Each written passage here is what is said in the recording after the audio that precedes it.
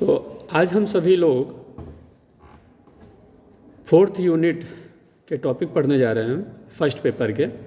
तो first paper के 4th unit में टॉपिक है पावर, अथॉरिटी एंड लेजिटिमेसी, शक्ति, सत्ता और वैधता। तीन ऐसी चीज़ें हैं जिसको हम लोग पढ़कर शक्ति के बारे में जानेंगे, सत्ता के बारे में और वैधता के बारे में। हमारे राजनीतिक सिद्धांत में इन तीनों विषयों के बारे में क्या सिद्धांत दिए गए हैं अलग अलग विचारकों के द्वारा, वो हम लोग देखने का प्रयास करेंगे। तो सबसे पहले द नेचर ऑफ पावर देखेंगे। तो पावर की नेचर या प्रकृति क्या है। तो शक्ति की संकल्पना का हमारे राजनीति विज्ञान में विशेष महत्व है। जिस प्रकार से अर्थशास्त्र में मुद्रा का महत्व है, उसी तरीके से राजनीति विज्ञान में शक्ति का महत्व है। शक्ति को वही उच्च स्थान दिया गया है। राजनीति हमारे जीवन का एक ऐसा क्षेत्र होता है जहाँ सबके लिए नियम बनाए जाते हैं, सबके लिए निर्णय लिए जाते हैं, सबके अधिकार, कर्तव्य और दायित्व निर्धारित किए जाते हैं।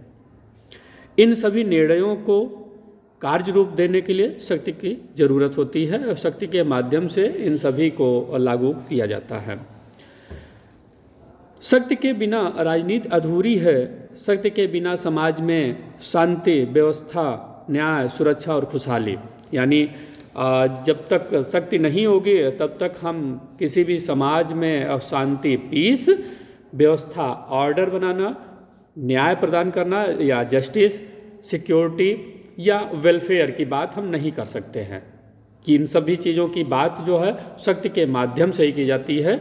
जब शक्ति होगी, किसी भी राज्य के पास इस प्रकार की शक्ति होगी, वो दूसरे व्यक्तियों के द्वारा उसका प्रयोग करा सके, निर्णय ले सके, किसी के द्वारा नियम कानून का पालन करा सके। तो जब उस राज्य के पास वो शक्ति होगी और उस शक्ति की वैधता होगी, तभी लोगों के द्वारा जो है उस राज्य के नीतियों को माना जाएगा, उसका पालन किया जाएगा।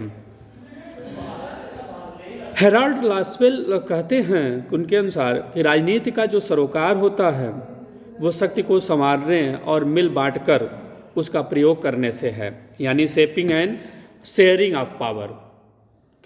शक्ति जो है वो शेपिंग और शेयरिंग का है, कि उसको आकार देना यानी संवारने का है और उसको मिल बांट कर उसका प्रयोग करना है।